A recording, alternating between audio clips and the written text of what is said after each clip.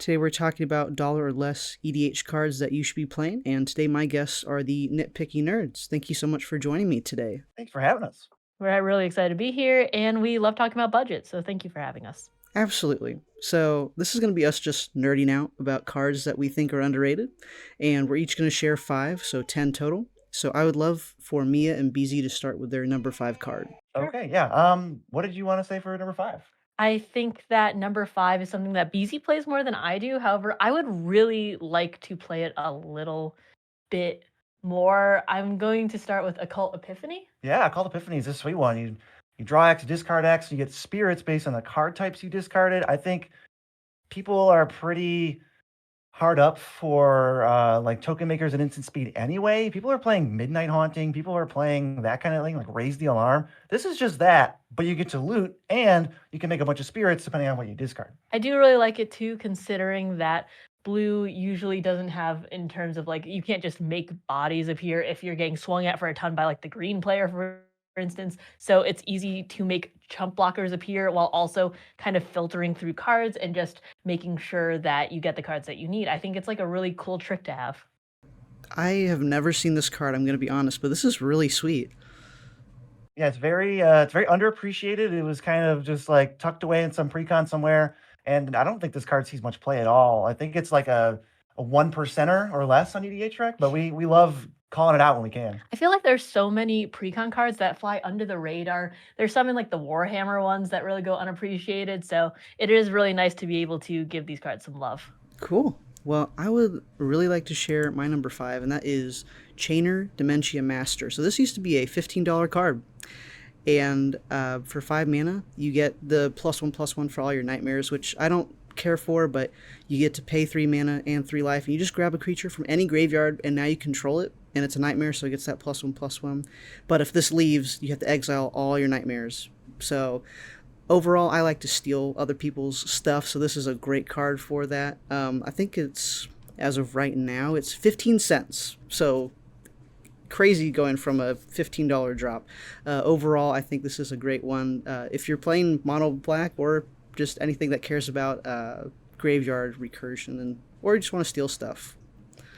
Yeah, it's definitely a huge mana sink for like those Steph decks. Yeah, I think that it was reprinted in Commander Masters, if I remember correctly, and the fact that I had it in my Crick deck a long time ago when I used to have that together, because it combos really well in there. Yeah, it does some pretty solid stuff. What is your number 4?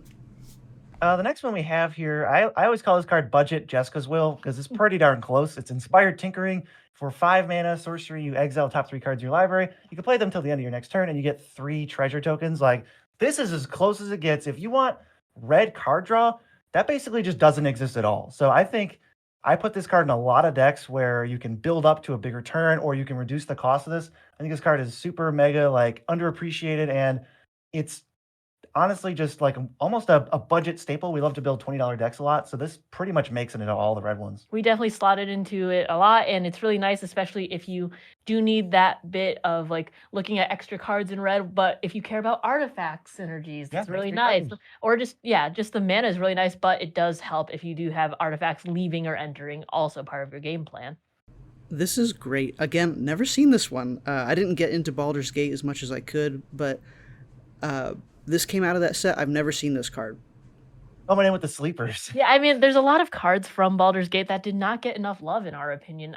I feel like all the hype was for, 4 cards. There was like all the dragons and stuff, and then the lands that were really awesome, of course. But then there were sleepers like this, where it's just, I feel like these cards are going to rise up in playability, or not just playability, but people playing them in the next few years when everyone's like, oh, that happened? Because I feel like people are doing that with Streets of New Capenna too. They're just things that are rising to the surface, and people are playing more of it, and they're just spiking in price. I feel like it's only a matter of time till people do that with Baldur's Gate too. Well, especially if I keep telling them that it's Budget Jessica's Will, that's gonna be the one they need to hear. True. No, that is really sweet. So moving on to my number 4, kind of in the same vein, it's Curse of Hospitality.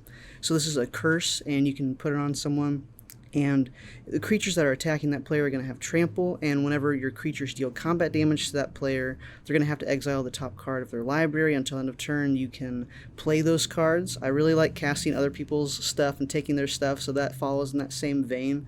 and this is 20 cents. So you can kind of gang up on someone. That'll help increase combat as well if you're lacking in that area.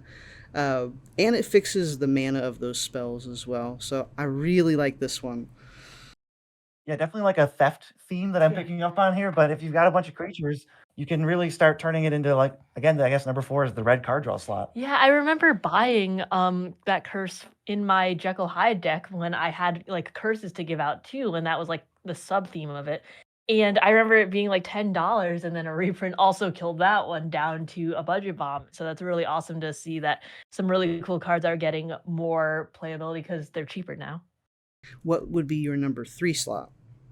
I think our number 3 slot is Benevolent Offering. It's 4 mana, you choose an opponent, they make 3 1/1 spirits, and you choose an opponent. Could be same opponent, could be a different opponent, and you gain 2 life for each creature you control, and they gain 2 life for each creature they control. So you're going to get 3 flying spirits and 2 life for each creature you control at a 4 mana instant, and then you can give out those either to make political allies and team up against someone else, or just give out the spirits of the person who could use them the least, and give the 2 life to somebody who has 2 creatures, and they barely get anything, and you're just up with a ton of value. Yeah, I've seen BZ gain like 20 life off of this, and then give 3 creatures over here, and then pick the person with 0 creatures to gain the 2 life. It can be rough sometimes. It's like both extremely dirty and extremely political, depending on how you want to play it. It's like such a good card. It's 3 tokens at instant speed, gains you a ton of life, keeps you alive. I love Benevolent Offering.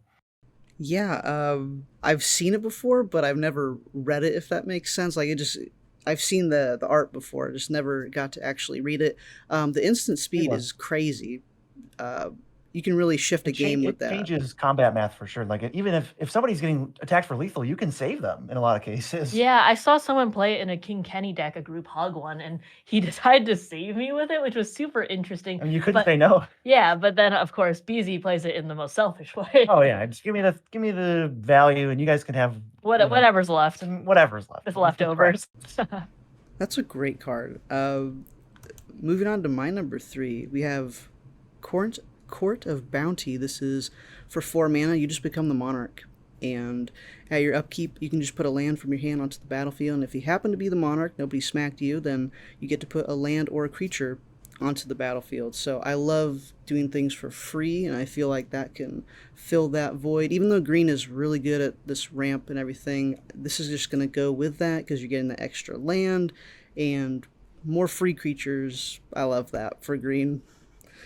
I think as you start restricting your budget more, we love playing $20 decks. We love playing $50 decks. I think the Monarchy is a great tool for budget decks to sort of like catch up, stay ahead, and just get the card draw for free sort of as the game progresses that the other decks are going to be able to do because they have, $50 cards in the deck. I really do love the Monarch too. I love the initiative and just passing it around the table yeah. because it's really fun and it just brings a cool new mechanic. But I also admit that I am probably underestimating some of the green courts because I played Court of Cunning and I played the red one Sort of before. Ire. Yeah, but It's a whole new cycle from Wilds of Eldraine too, that they're all 5 new cards. and I really should have looked at those a little bit more. Those are pretty sweet too. I think the blue one in that cycle kind of sucks, but the rest of them are pretty cool.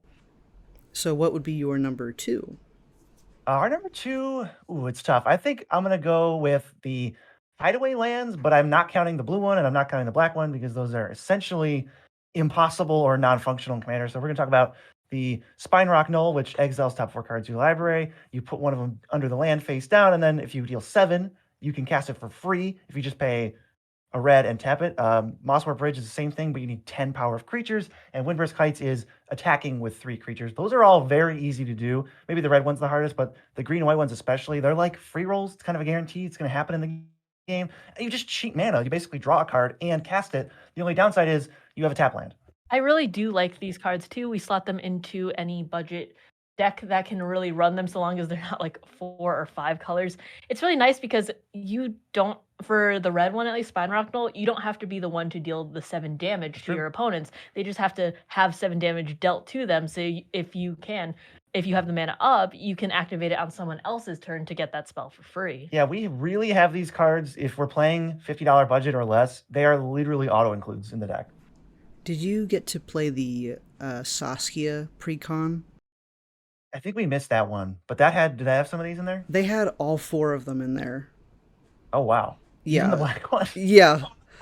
Yeah, the black one's not that hot, but That one's pretty cold. yeah, but I really do enjoy these, and it's not just because they have the most gorgeous secret lair printings of they're Japanese ones, and the foil ones are gorgeous. I have them in a very fun deck that I have, but these are the Nile ones at least very good value. Yeah, I think there's a dragon in the art in the under the rock or Yeah, could be. shaped out of it. Yeah.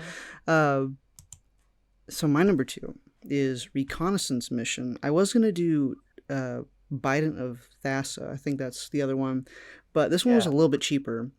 Your creatures just deal combat damage. You get to draw cards. I really, really love card draw in Commander, and so this gets to fill that.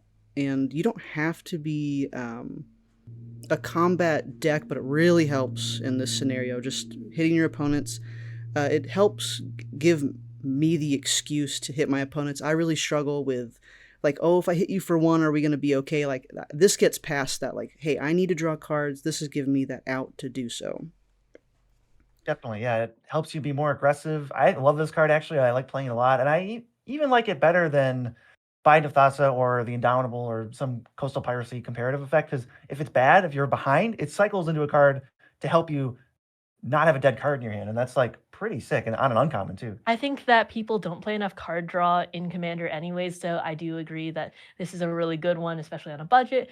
And I think that when it comes to combat damage, there is every once in a while there's a stigma, especially in the beginning of the game. Even though we start at 40 life, that if you hit someone for 1, sometimes it's like, ooh, well, I'm gonna target you for the rest of the game. You and I have had enough games like that where people have just targeted us for the rest of the game because of it. So I completely agree that it is nice to have a little bit of incentive. I also like that's also really nice to as a point earlier bringing in Monarch too because it's like, "Oh, I can hit you, but you can hit me and we'll both get something out of it. So please let me hit you." Yeah, it's the same. See, yeah, like this actually works for some of the cards on our list. Occult Epiphany, Benevolent Offering, instant speed flying tokens help take the. It's not a monarchy, but you help just generate a ton of cards even like out of nowhere.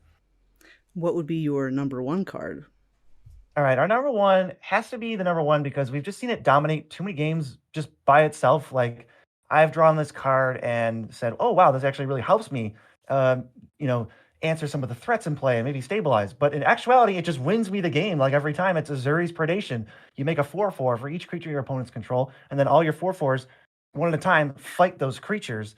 For 8 mana, this card has just been like dominating it. For every creature that your opponents have, if they have 3 power or less and 4 toughness, you just profit a beast and you just get to keep them. So what happens is you basically kill 75% of your opponent's creatures, and then you end up with like 16 4/4s in play. It's so nasty. If you can give these haste or extra stats too, Game that's could just be over. yeah, the game can just be over. It is sorcery speed only, but that really doesn't end up mattering considering there's so many utility creatures usually on the board, like against token decks and that sort of thing. Like against my like vampire deck, for instance, this It's a slaps full board wipe. because it's just it's a full board wipe, but it's only one-sided, and then you just have an army you just have to deal with in the end. It's an army in a can, a one-sided board wipe, and in 8 mana in green, it's really easy to get to that mana. I've never seen this card. It is really good. You are absolutely right. So my husband has a vampire deck, so this would be very good against that. I'm not saying that I officially recommend it, but if you resolve a Durious Predation against the vampires, it's game over. I was like, it's pretty backbreaking. It's pretty funny when your board wipe demands a board wipe or else you win. Like that is not a card you can get everywhere. And green already has so few wipes that I would like be excited to play. This one just has extra synergy if you have like Garrick's Uprising. Now the beasts have trample, and you could draw a card for every creature your opponents control. It's like out of control. It's so nasty. Oh yeah, you just get Yes. like if your opponents each have 10 creatures, you get 30 beasts and they all So fight. I was like, so long as they all live. Right. You get 30 beasts that will fight, some of them die, and then most of them live. That is really good.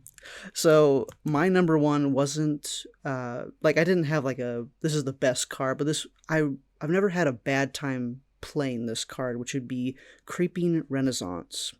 So for 5 mana, you choose a permanent type and you return all of those from your graveyard back to your hand, and it has flashback. So I have this in my Borborygmos deck, So you just grab all those lands you discarded, throw them back out, or you can have a creature deck. You get all of those back if they've just been hated on the whole game. I've never had a bad time casting this. Also for flashback, I've always enjoyed playing this card, and it cost 83 cents.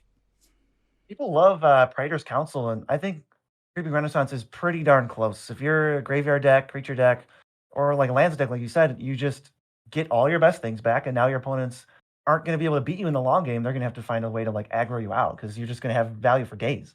5 mana is not a lot to spend in the grand scheme of Commander, considering the games are longer with multiple people usually, and especially in the budget ones. And Flashback just stapled on. I feel like, for instance, Savine's Reclamation would be played a lot less if there wasn't Flashback stapled on. So that's a lot of value right there.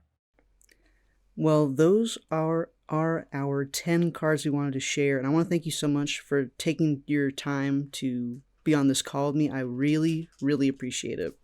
Thanks for having us. Thank you. We will take any opportunity to talk about budget cards because we play infinite budget Commander.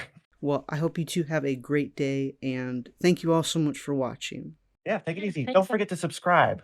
Hello, so that was the video with the Nitpicking Nerds, and as you may have been able to tell, I was super nervous, and I messed up the video quality for me, and there were a lot of things that went wrong, so let's talk about that. Baby was crying in the background. It was supposed to be nap time. That's gonna happen. And second thing, they were also on a time crunch, which is no blame to them. That's just how life works.